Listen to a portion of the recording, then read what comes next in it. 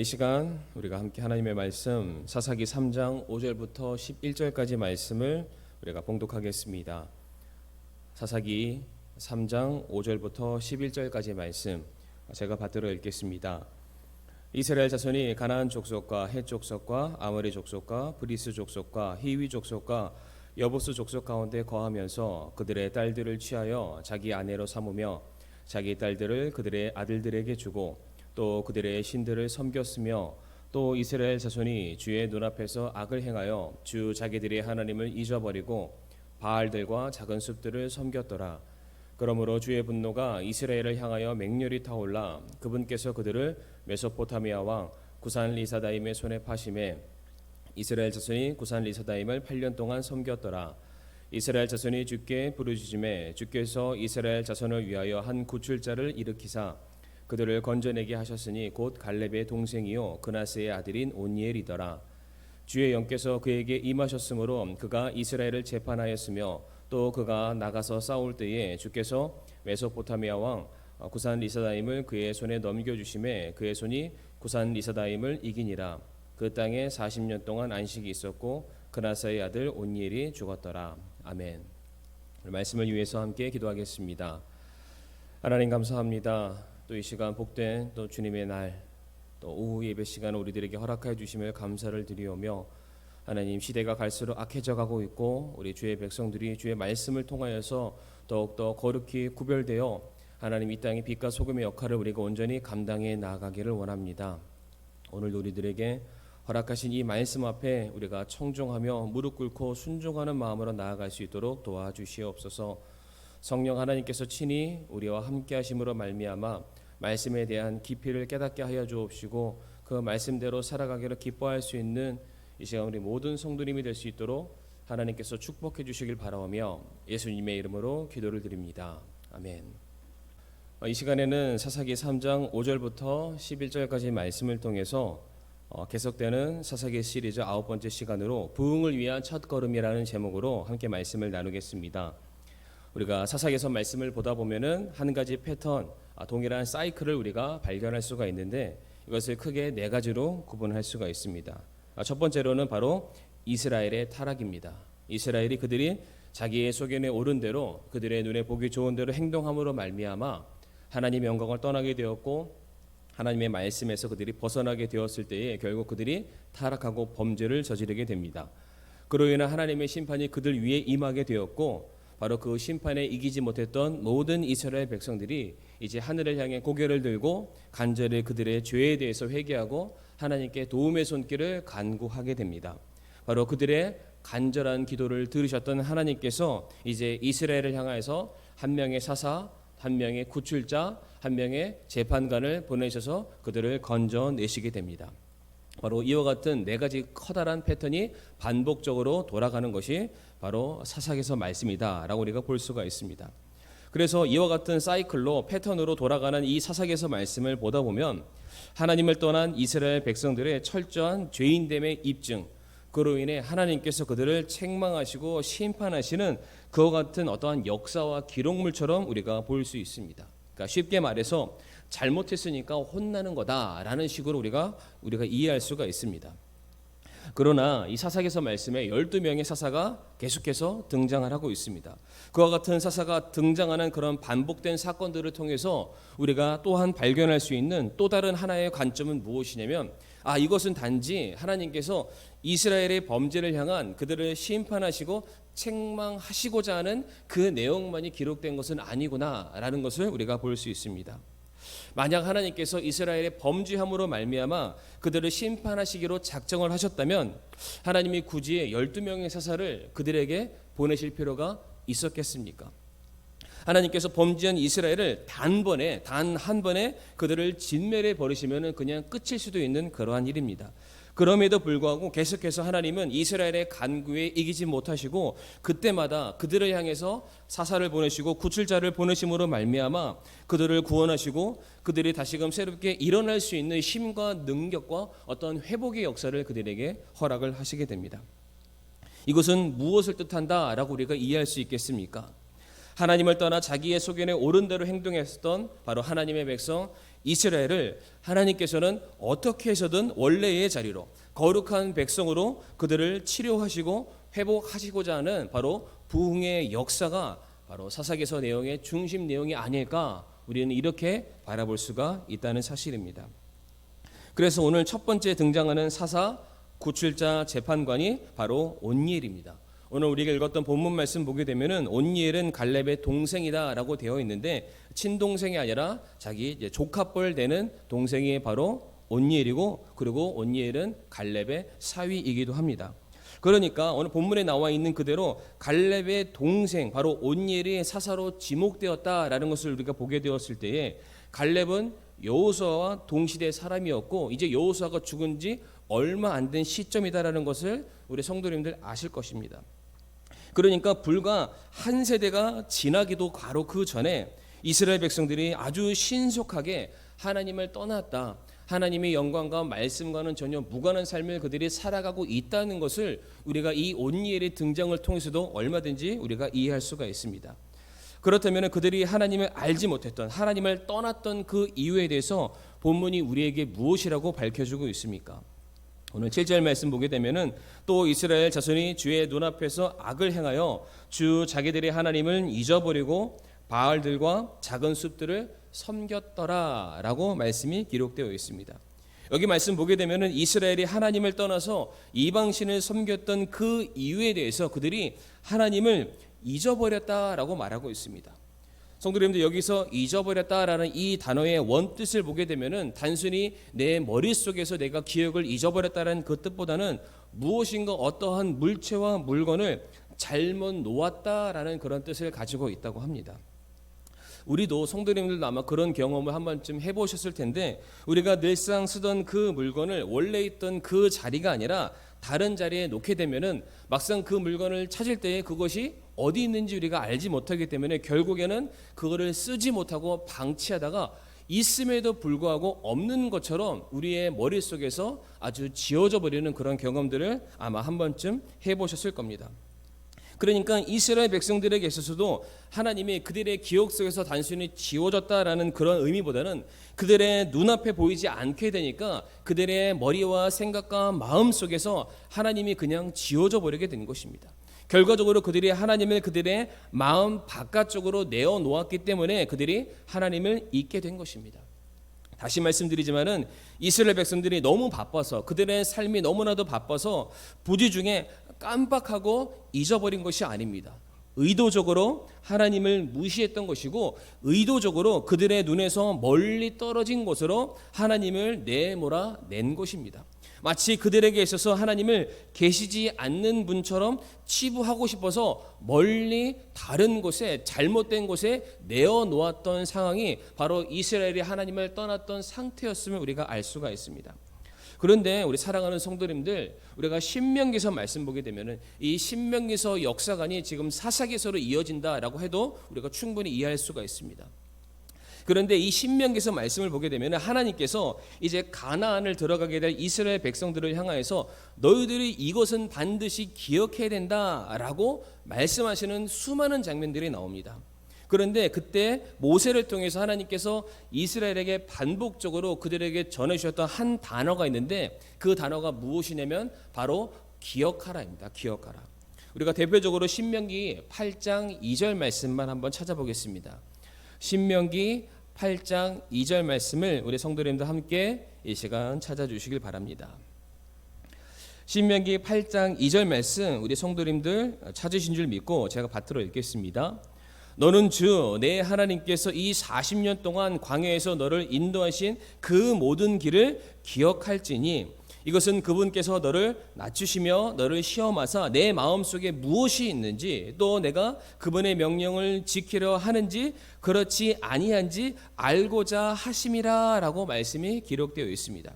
그러니까 하나님께서 왜 지금 이스라엘 백성들에게 무엇을 기억하라고 말하고 있습니까? 너희들의 마음속에 하나님 두기를 힘쓰기 위해서 하나님을 기억해야 된다라고 말씀하고 있고, 앞으로 너희가 들어가서 살게 될 그 가나안 땅에서도 동일하게 하나님의 선하신 인도하심을 얻기 위해서는 너희가 동일하게 하나님을 잊지 말고 너희들의 마음과 중심 속에 모셔드려야 된다, 기억해야 된다라고 말씀하고 있습니다.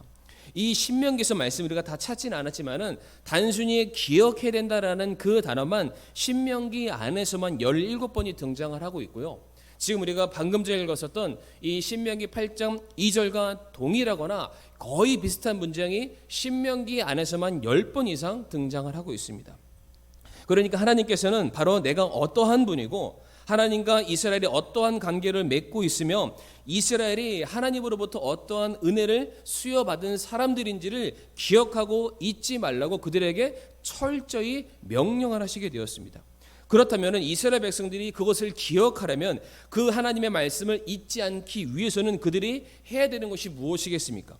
단순히 기억하라는 그 단어 하나를 암기하는 것이 중요한 것이 아니라 정말로 하나님께서 그들의 삶 속에서 이스라엘의 모든 역사 가운데서 하셨던 그 모든 일들을 모세가 아말렉과의 전투 가운데 있었던 모든 사건들을 일일이 그 손으로 기록했던 것처럼 기록을 해야 되고, 되풀이해서 그것을 자기의 자녀들과 다음 세대들에게 읽혀서 그들 머리 뇌리 속에 마음 속에 기억나도록 만들어줘야 되며, 그 하나님의 크신 일들이 일어났던 그 날마다 그 일을 기념하고 예배하고 제사를 드리는 그와 같은 일들을 이제 앞으로 이스라엘 백성들이 그들의 삶 가운데 반복적으로 행해야만 하는 그런 일이었던 것입니다.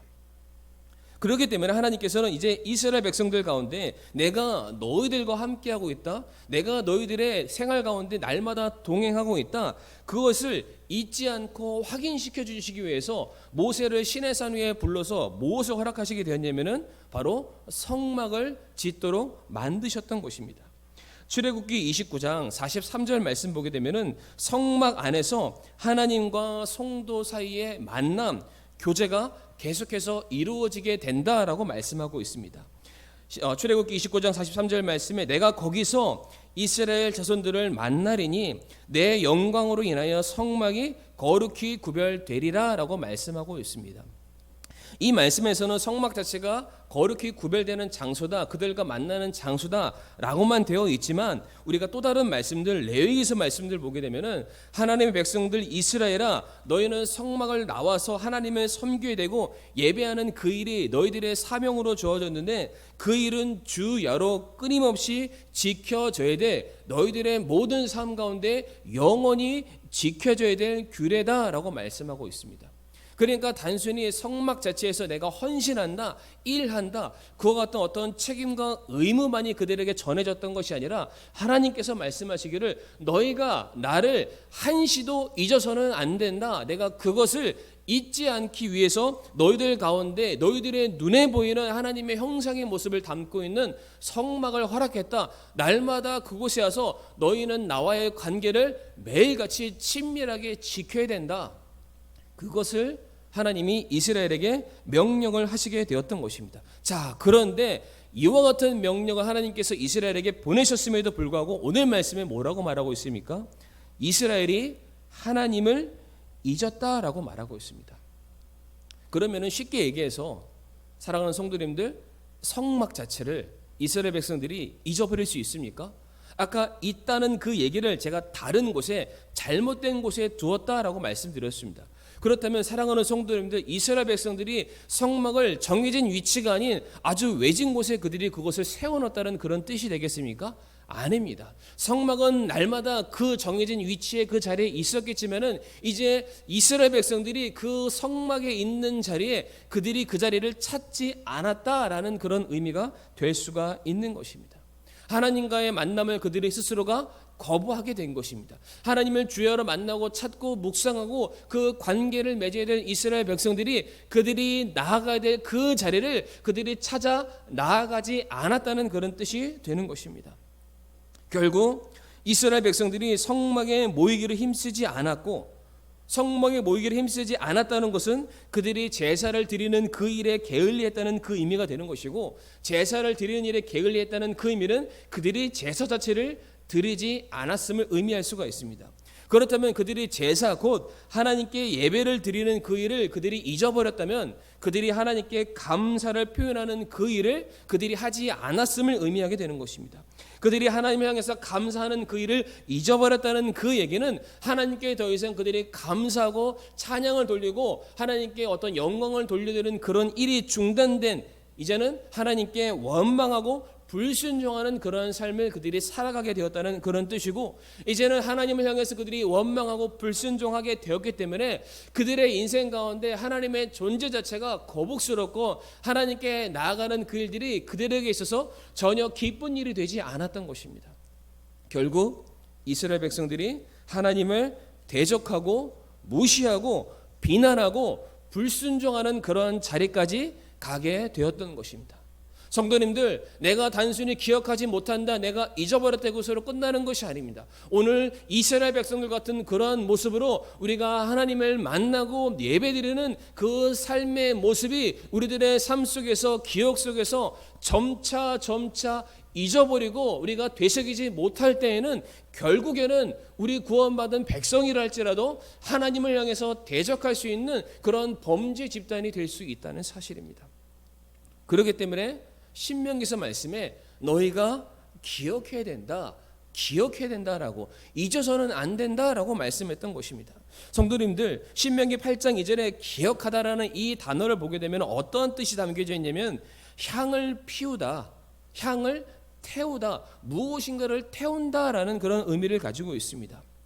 그러니까 하나님께서 이스라엘 백성들로 하여금 너희가 기억해야 된다라고 말씀하셨던 그 의미는 단순히 그런 일이 있었지라고 머릿속에 생각하는 것이 그런 의미를 말하지 않습니다.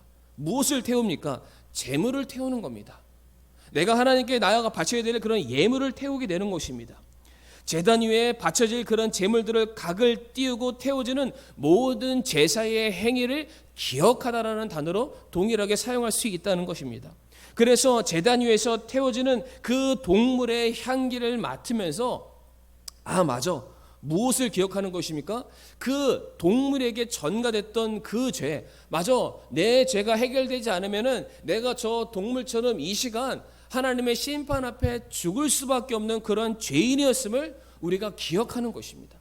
마찬가지로 우리들의 삶 속에서 내가 얻게 되는 그런 풍요로움으로 말미암아 하나님께 화목제를 드리고 우리가 번제를 드리는 모든 과정들을 통해서 맞아, 내가 하나님께 이렇게 내가 감사의 예배를 드릴 수 있는 것은 하나님께서 내게 베푸르신 그 은혜가 있었기 때문이야. 그거를 기억하라는 것입니다.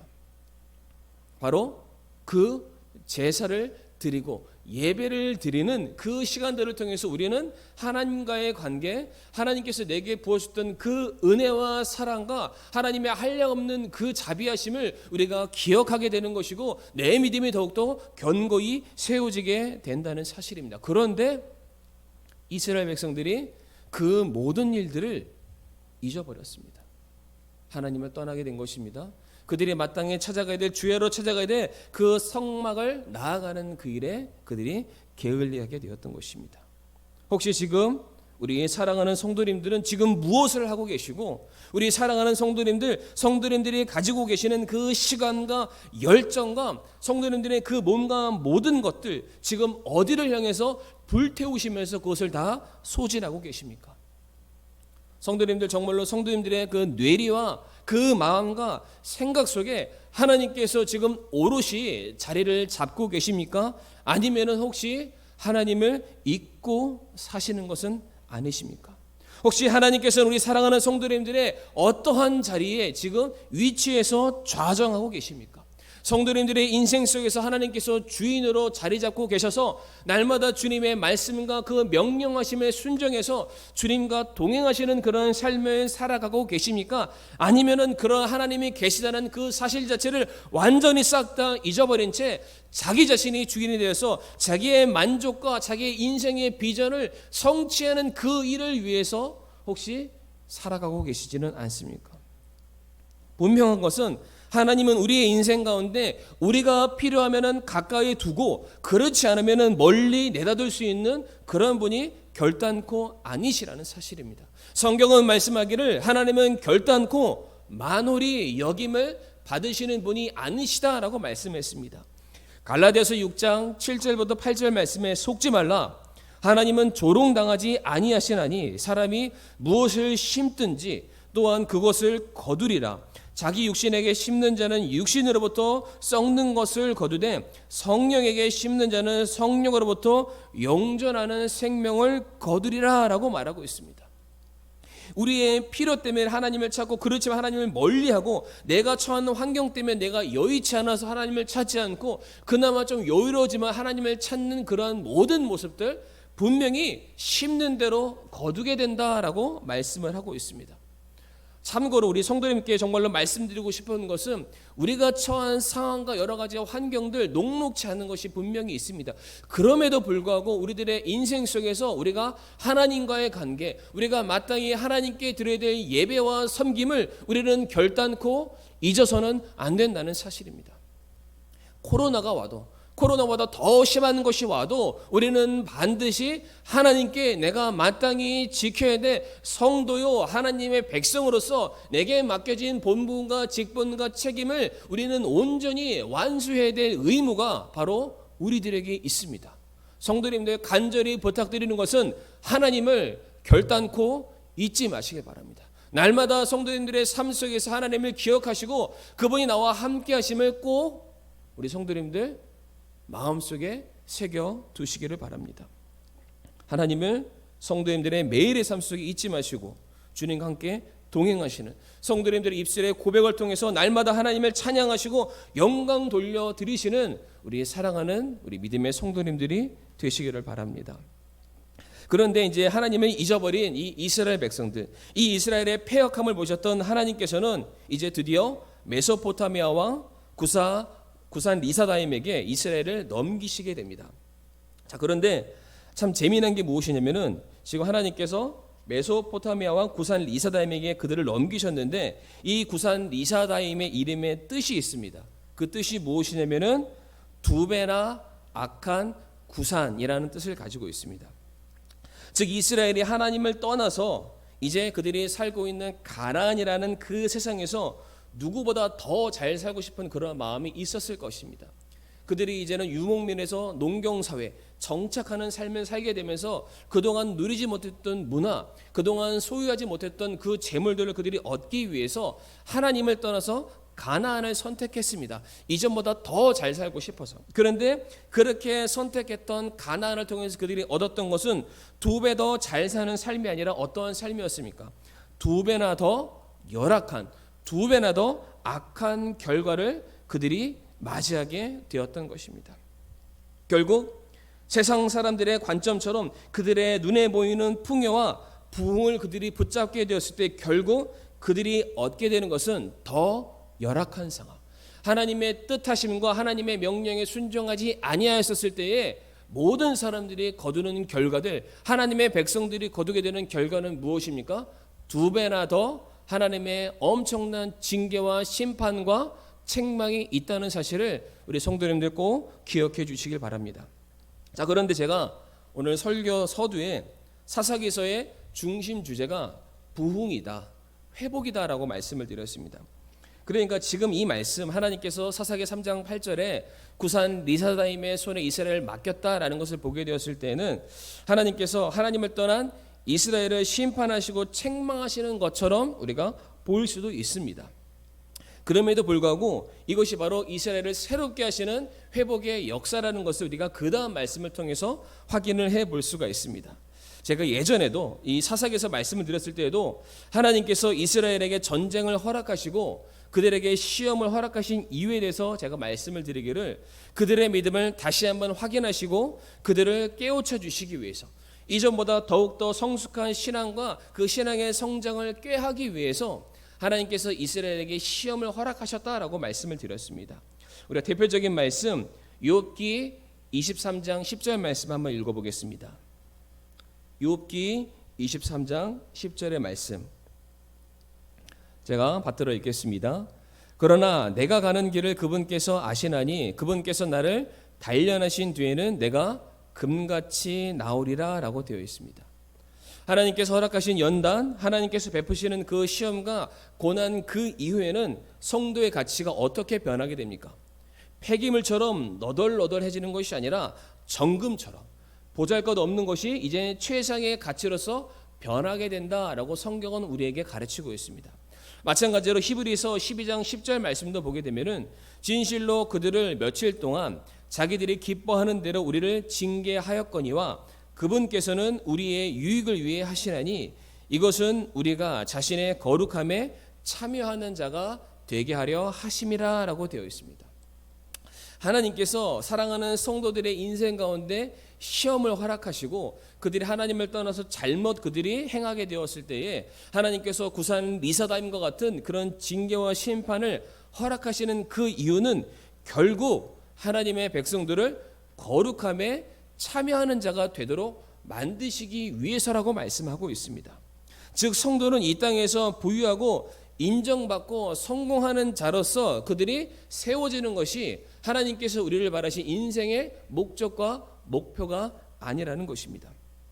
그래서 우리가 사복음서 말씀도 보게 되면 예수님께서 무엇이라고 말씀하셨냐면 내 눈이 잘못하거든 그것을 빼어버리고 천국 가는 것이 두 눈을 다 가지고 지옥 가는 것보다 낫다라고 말씀하셨고요.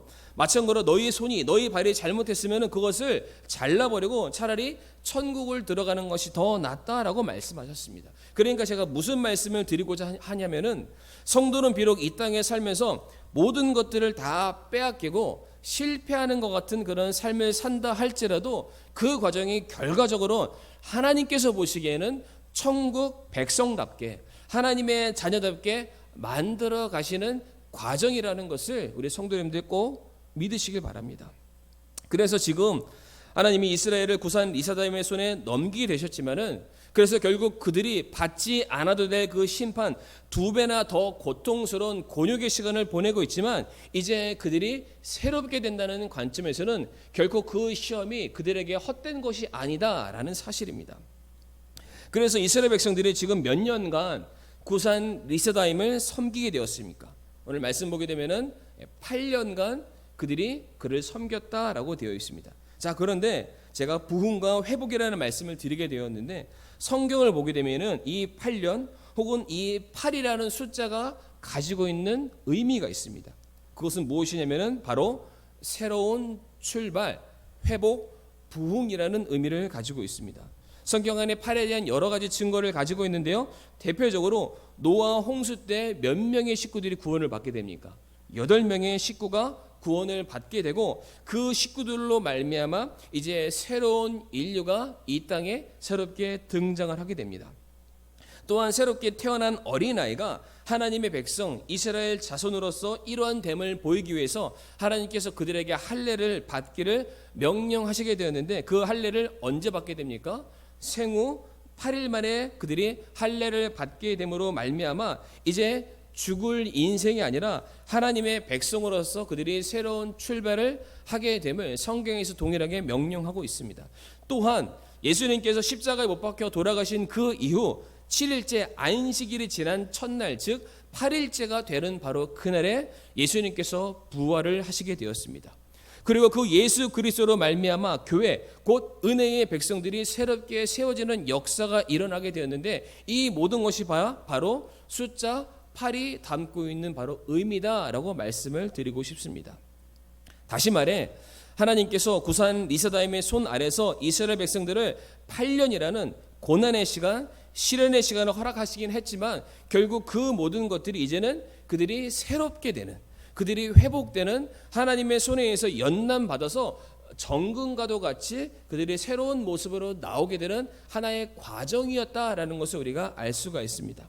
바로 이렇게 새로워짐의 그 정점을 찍는 바로 그 위치에 하나님께서 보내신 구출자 사사가 누구였습니까? 바로 설교 서두에도 말씀드렸던 온니엘이었습니다. 우리가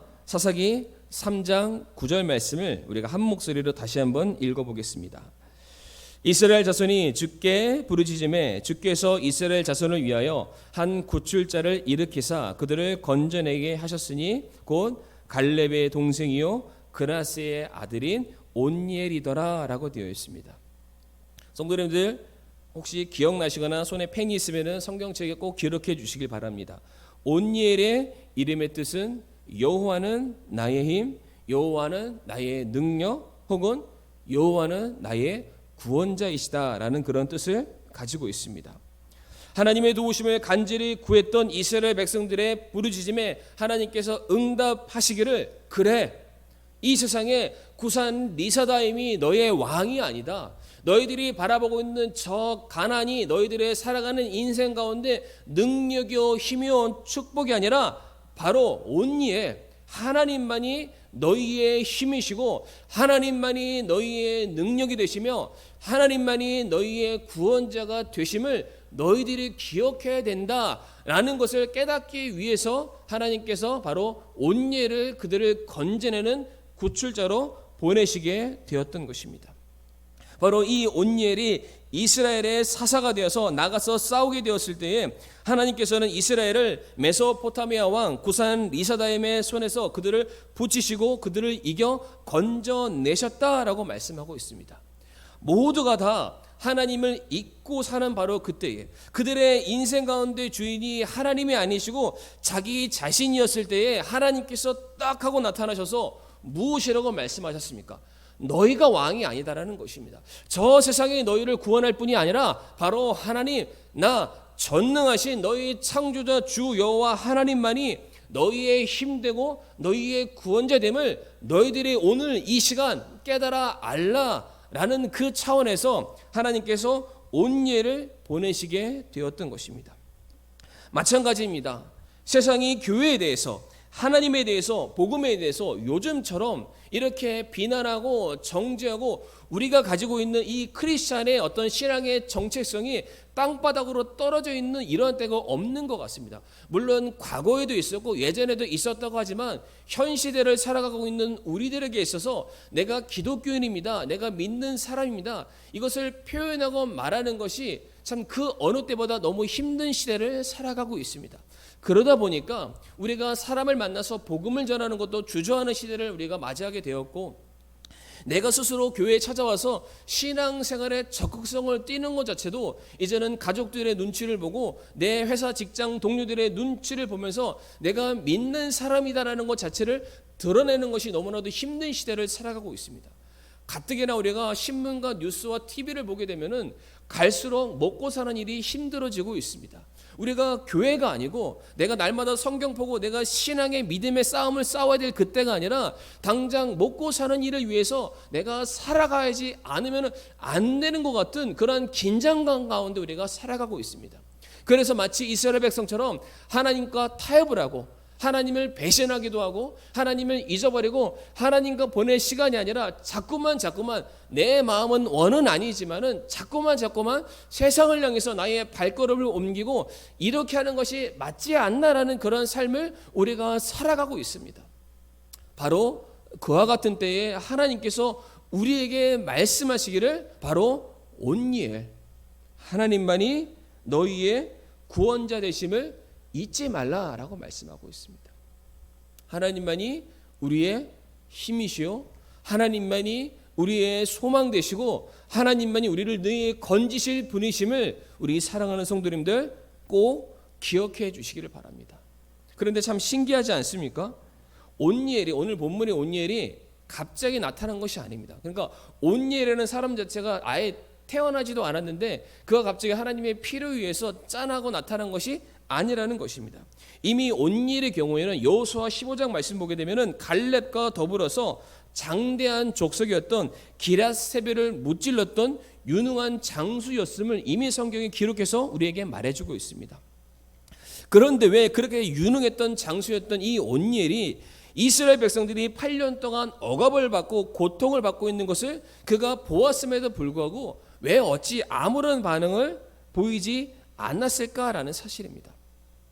그 이유가 무엇이겠습니까? 오늘 설교 초두에도 말씀을 드렸지만은 이스라엘 백성들이 지었던 그들의 범죄가 무엇이었습니까? 하나님을 잊어버려서였습니다. 하나님께 찾아가지 않고 마땅히 그들이 드려야 될 제사의 자리, 예배의 자리에 멀어졌기 때문에, 그들이 하나님을 찾지 않았기 때문에 하나님께서 그들을 도와줄 수가 없었던 것입니다. 그런데 오늘 9절 말씀 보게 되면은 하나님께서 언제 온예를 그들에게 보내주시게 됩니까? 9절 말씀에 이스라엘 자손이 주께 부르짖으매라고 되어 있습니다. 모든 백성들이 한 마음과 한 뜻이 되어서, 그래, 우리가 이제 하나님을 찾아야 될 때이고 하나님만이 우리의 구원자 되심을 우리가 잊지 말아야 되겠다라는 그 동일한 마음으로 한 마음과 한 뜻으로 기도하고 하나님을 부르짖게 되었을 때에 드디어 하나님께서 온예를 그들에게 보내주심으로 말미암아 이스라엘을 건져주시게 되었다는 사실입니다. 즉 이스라엘 백성들이 하나님과의 교제, 하나님과의 관계, 하나님 의존적인 그 모습으로 전환이 되게 되었을 때에 바로 주의 영, 하나님의 능력이 그들 가운데 임하게 되었고, 그 하나님의 그 능력의 구체적인 모습이 바로 온니엘이라는 이름으로 그들 앞에 나타나 이스라엘을 건져주게 되었다는 사실입니다. 그런데 사랑하는 성도님들, 중요한 것이 무엇이냐면 하나님께서 이스라엘을 건지실 때에 단 한 사람의 음성에 하나님께서 주목하지 않으셨다는 사실입니다. 온일이라는 걸출한 장수가 있었지만은 그 사람이 먼저 나타나서 하나님, 제게 그런 능력이 있는데 제가 한번 이스라엘을 건져볼까요? 이래서 하나님께서 그 사람의 기도를 들으시고 이스라엘을 건져주시지 않았다는 사실입니다. 오늘 본문의 말씀에 의해서라면 하나님께서 단 한 사람의 기도가 아니라 모든 이스라엘 백성들의 기도와 그들의 간구를 들으시고 이스라엘을 건져내시기로 하나님께서 작정을 하셨다는 사실입니다. 저는 바로 교회의 부흥의 원리가 바로 여기 있다고 저는 그렇게 믿습니다. 교회는 어떠한 특정한 한 사람, 지도자의 전적으로 의존해서 교회가 이끌림을 당하고 성장하고 부흥한다, 저는 그렇게 믿지 않습니다. 모든 성도들이 한 마음과 한 뜻이 되어서 정말로 하나님을 향해서 우리들의 연약함은 회개하고 우리들의 부족함은 하나님의 능력을 부여잡고 한 마음과 한 뜻이 되어서 우리가 섬기고 예배하고 하나님께 영광 돌려드리고자 하는 그 모든 마음이 일치가 돼서 하나가 되었을 때에 하나님께서 그 교회를 향해서 온예의 역사, 내가 너희 교회를 향해 내가 너희 힘이 되어줄 것이고 내가 너희 교회를 향해서 놀라운 부흥의 역사를 보여줄 거다라는 그러한 축복이 있을 줄을 저는 그렇게 믿습니다. 이스라엘이 건진받았던 것은 단 한 사람의 부르짖음에서 시작되지 않았습니다. 모든 백성들이 동일하게 자기들의 연약함을 인정하고 모든 백성들이 하나님을 잊고 떠나갔음에서 돌이켜서 회개하고 그들이 마땅히 있어야 될 그 자리를 지키고 예배하고 기도하고 간구했을 그때에 하나님께서 그 자리에 놀라운 부흥의 역사를 허락을 하시게 되었다는 것입니다. 우리 사랑하는 성도님들, 성경에 나와 있는 부흥이라는 그 단어의 뜻은 단순히 숫자가 2배가 된다는 의미를 가지고 있지 않습니다. 그들이 침체되었던 그들의 심령이 새로워지는 것을 부흥이다라고 말하고 있습니다. 그들의 굳어졌던 그들의 믿음이 다시금 새로워져서 더 뜨거운 열정을 소유하게 되는 그것을 부흥, 새롭게 살게 되었다, 리바이벌이라는 그런 단어를 말하고 있는 것입니다. 그러므로 우리 사랑하는 성도님들, 참 지금처럼 우리들의 신앙이 이렇게 차가운 얼음장처럼 굳어 있는데도 없는 것 같습니다. 코로나는 더 이상 끝이 언제인지를 우리가 알지 못하고 있습니다. 지금도 비가 많이 오고 곳곳에서 홍수 피해가 나고 있고 참 우리가 어려운 시대를 살아가고 있을 뿐만 아니라 마찬가지로 정말로 먹고 살기 힘든 그런 시대 속에서 과연 지금 내가 달려가고 있는 이 신앙의 경주를 끝까지 하는 게 맞나라는 그런 고민이 들고 있는 바로 그때에 정말로 우리들을 유혹하는 게 너는 지금 하나님을 잊고 너 자신을 돌아봐야 겠다라는 그런 마귀 사탄의 유혹이 그 어느 때보다 큰 시대를 우리가 살아가고 있습니다. 바로 그때에 우리가 해야 될 일이 무엇이겠습니까? 오늘 본문 말씀처럼 우리가 하나님을 기억하고 하나님의 역사하심을 우리가 기억하고 하나님을 향해서 우리가 간절히 부르짖고 우리가 있어야 될 자리로 돌아와서 하나님께서 우리에게 맡겨주신 그 영원한 규례에 합당한 모습을 다하게 되었을 때에 하나님께서는 반드시 우리 교회에 놀라운 부흥을 허락해 주실 것이고, 우리 사랑하는 성도님들의 그 가정과 직장과 사업처도 동일하게 축복해 주실 것을 우리 성도님들 믿으시길 바랍니다. 그러므로 우리 사랑하는 성도님들, 권면드리고 이 시간 말씀을 마무리하면서 부탁드리고 싶은 것은, 성도님들 예배의 자리를 잊지 마시길 바랍니다. 성도님들이 섬기시고 돌보셨던 그 봉사의 자리, 헌신의 자리를 잊지 마시길 바랍니다. 더불어서 영혼들을 향한 그 구령의 열정의 그 마음을 잊지 마시길 바랍니다. 더불어서 우리가 하나님께 우리들의 모든 것을 맡기고 의뢰해야만 하는 그 기도의 자리를 잊지 마시길 바랍니다. 우리가 그것을 기억하고 하나님께 나아가기만 한다면 온예일의 이름으로 우리에게 다가와서 우리를 다시금 새롭게 일으켜 주실 하나님의 선하신 손길을 믿습니다. 이 시간 말씀을 마무리하면서 함께 기도하겠습니다. 하나님 아버지, 이 시간 주신 말씀 인하여 감사를 드리며, 참 저희들 우리들의 삶 속에서 늘 하나님을 기억할 수 있게 도와주옵시고, 하나님은 우리의 소망이시요 능력이시요 힘되시요 구원 되심을 우리가 기억하며 살아갈 수 있도록 도와주시옵소서. 한 주간의 삶을 주님의 손에 맡겨드리며 모든 말씀 예수님의 이름으로 기도를 드리옵니다. 아멘.